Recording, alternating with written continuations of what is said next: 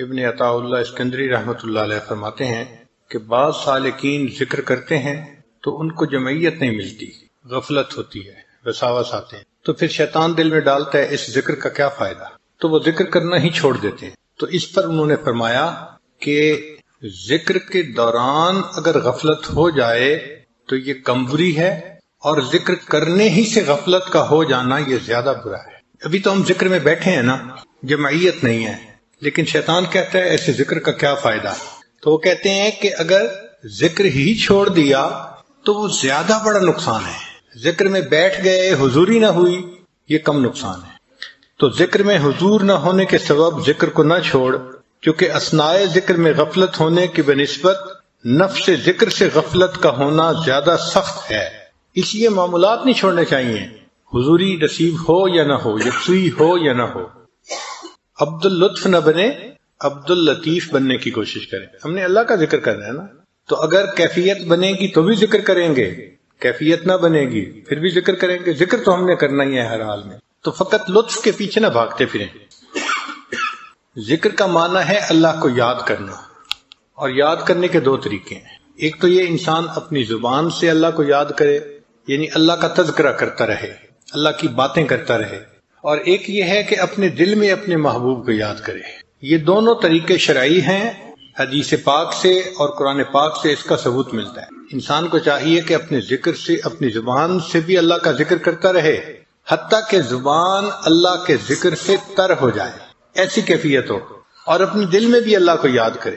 دل کے ذکر کو ذکر خفی کہتے ہیں، اور زبان کے ذکر کو ذکر لسانی کہتے ہیں۔ مختلف سلاسل ہیں، بعض سلاسل میں ذکر لسانی ہے، چنانچہ وہ زبان سے ذکر کرتے رہتے ہیں، لا الہ الا اللہ، لا الہ الا اللہ، الا اللہ، الا اللہ، اللہ اللہ، تو اس طرح سے زبان سے ذکر کرتے ہیں۔ ہمارے سلسلہ میں کیونکہ خفی ذکر ہے، اس لیے قلب کا ذکر کرتے ہیں، یعنی اپنے رب کو اپنے دل میں یاد کرتے ہیں۔ وہ جن کا عشق صادق ہے وہ کب فریاد کرتے ہیں، وہ جن کا عشق صادق ہے وہ کب فریاد کرتے ہیں، لبوں پہ مہر خاموشی دلوں میں یاد کرتے۔ تو جن کا عشق سچا ہوتا ہے ان کے زبان خاموش ہوتی ہے، مگر ان کے دل اپنے محبوب کی یاد میں لگے ہوتے ہیں۔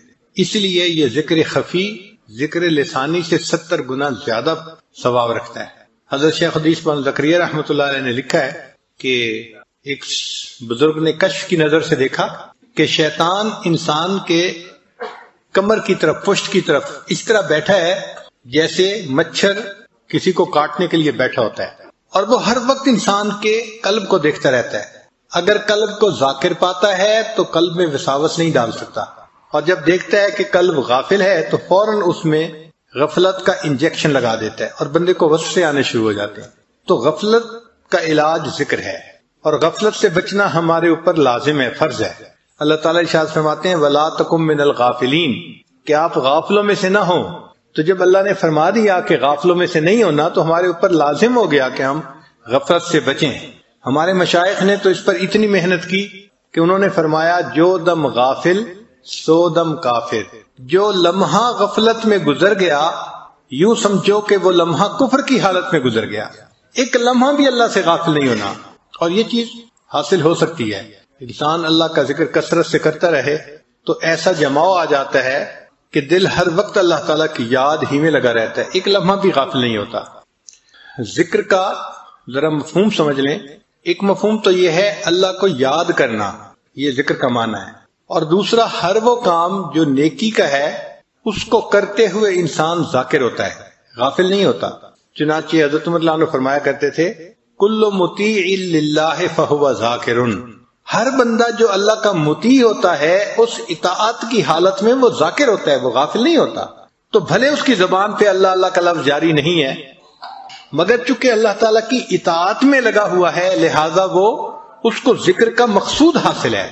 سیدنا عمر رضی اللہ عنہ فرمایا کرتے تھے افضل الذکر ذکر عندما حرم اللہ، کہ افضل ذکر وہ ہے کہ جب تمہارے سامنے کوئی گناہ کا موقع پیش آئے تمہیں اس وقت خدا یاد آئے، اور اللہ سے انسان ڈر جائے اور گناہوں سے بچ جائے۔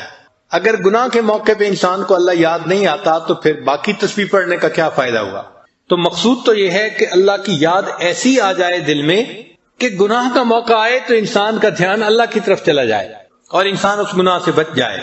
اس ذکر کو جتنا زیادہ کریں گے اتنا ہمارے زندگی میں برکت زیادہ آئے گی۔ یہ اتنا اہم ہے کہ اللہ تعالیٰ نے حضرت موسیٰ علیہ السلام اور ہارون علیہ السلام کو جب نبوت سے سرفراز فرمایا اور فرعون کی طرف بھیجا تو ان کو ہدایات دی۔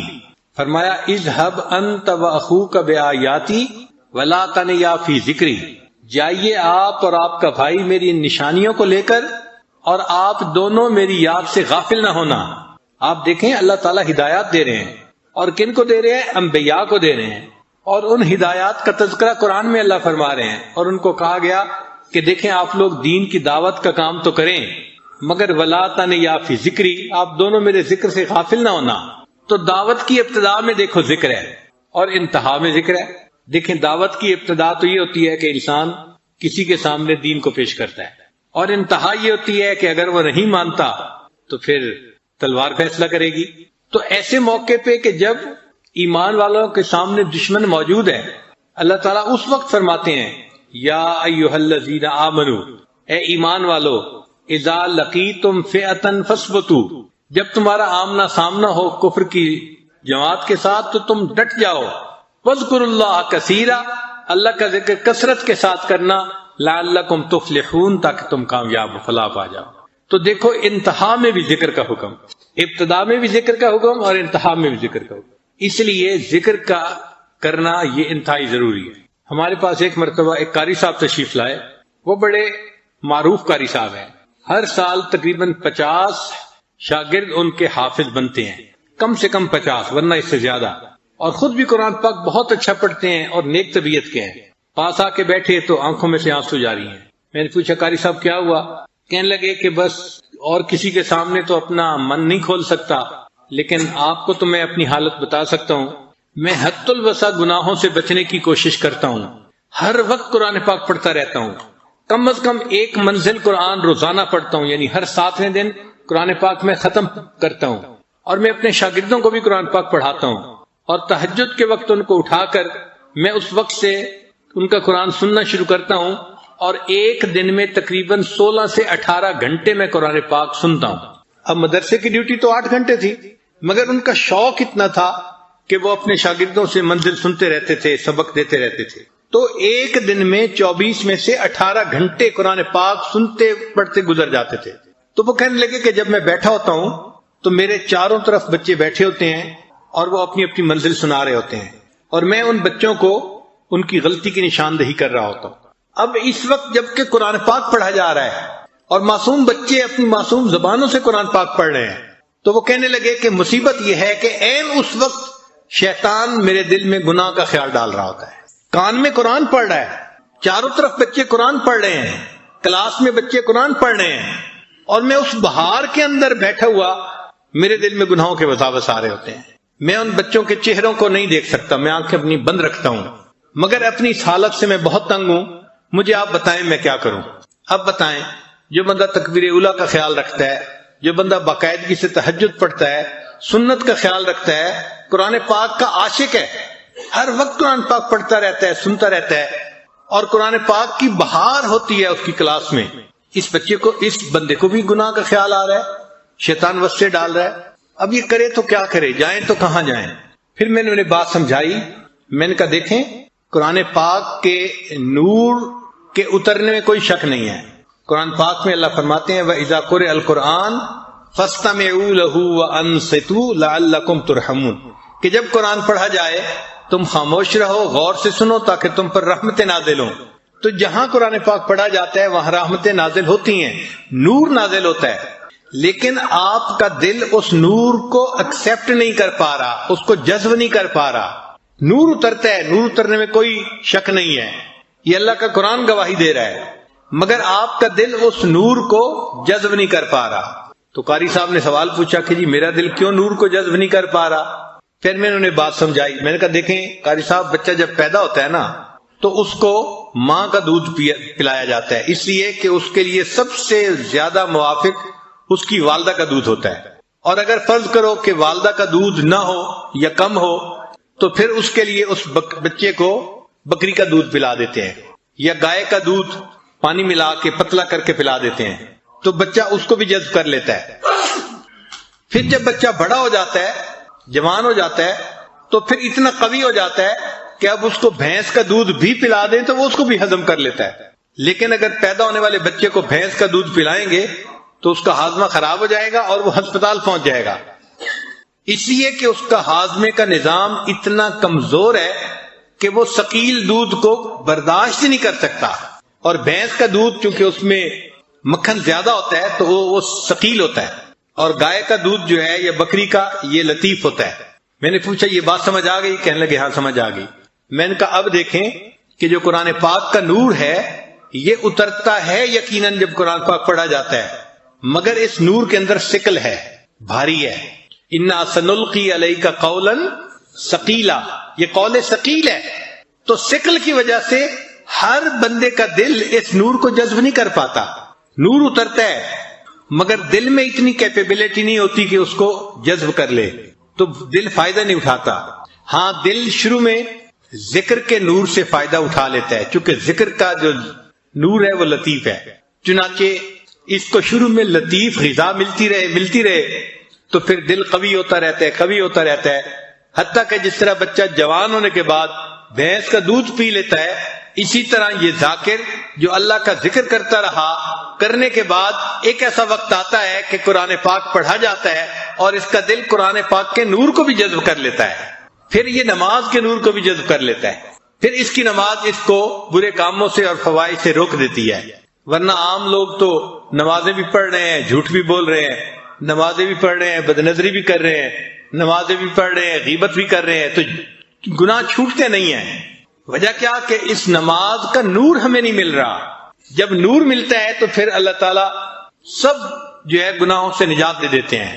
ان الصلاۃ تنہا عن الفحشاء والمنکر.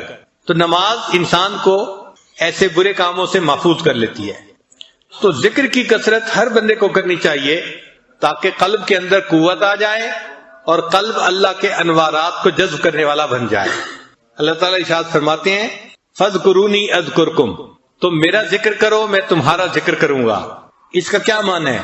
اس کا معنی یہ نہیں ہے کہ بندہ کہے اللہ اللہ اللہ اور اللہ فرمائے بندہ بندہ بندہ، ایسا نہیں ہے اس کا معنی. اس کا معنی کچھ اور ہے.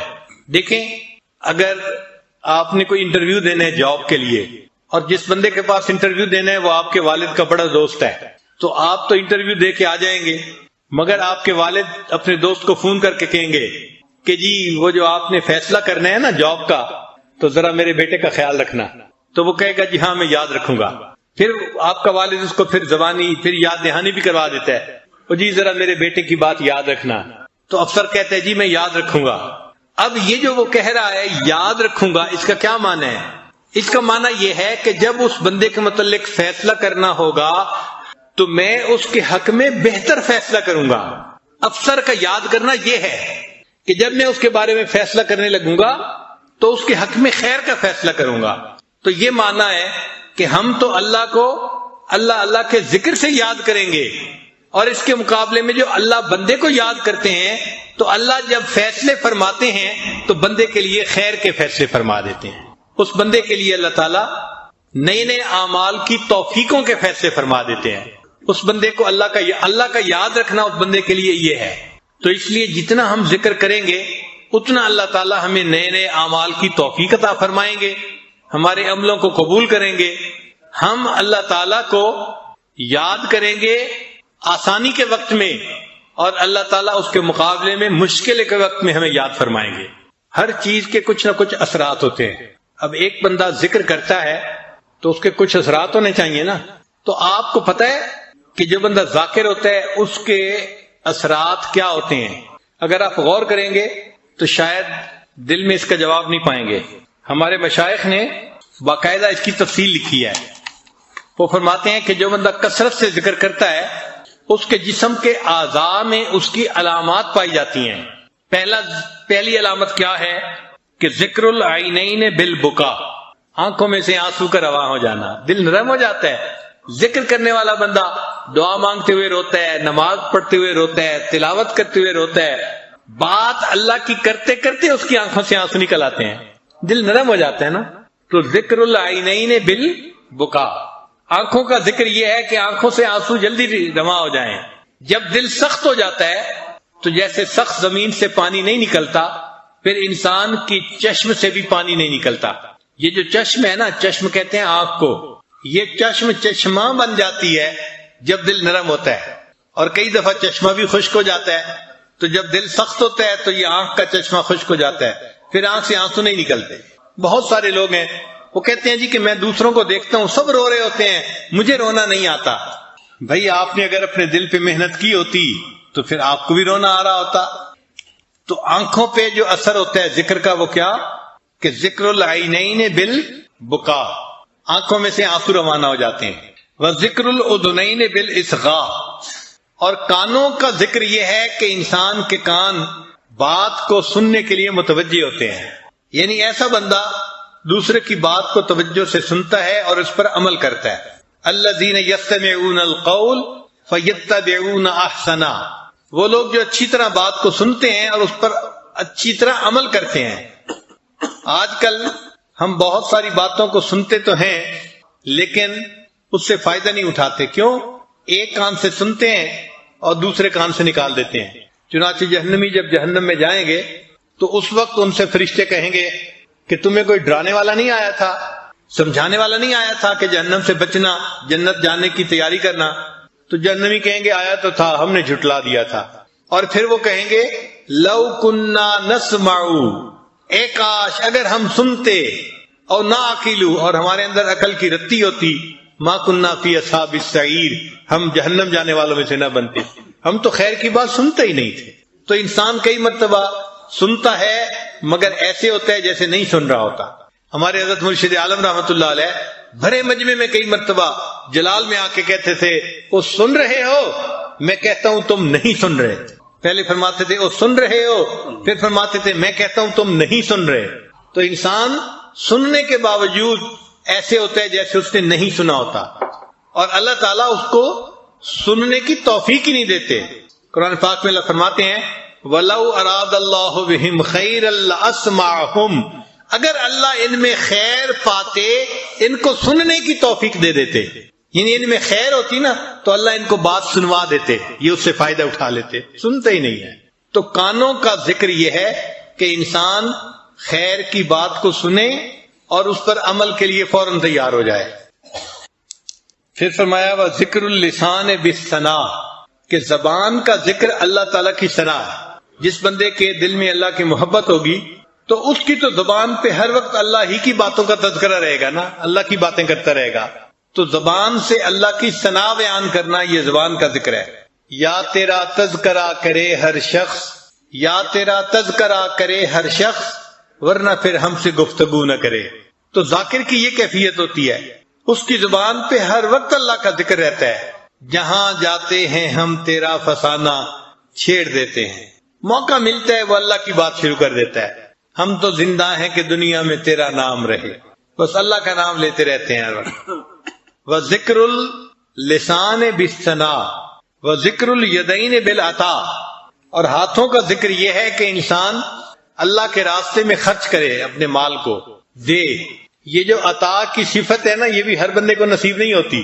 بہت سارے بندے ہیں جو مالدار ہوتے ہیں، اور کچھ بندے ایسے بھی ہیں کہ جو مال کے چوکی دار ہوتے ہیں، مالدار نہیں ہوتے، مال کے چوکی دار ہوتے ہیں.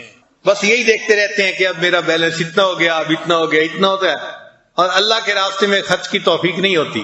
مالدار وہ ہے جس کو اللہ تعالیٰ خوب دے اور وہ اس مال کو اللہ کے راستے میں خوب خرچ کرے. یہ مالدار ہے جو اپنے اس مال کو صحیح جگہ استعمال کر رہا ہے.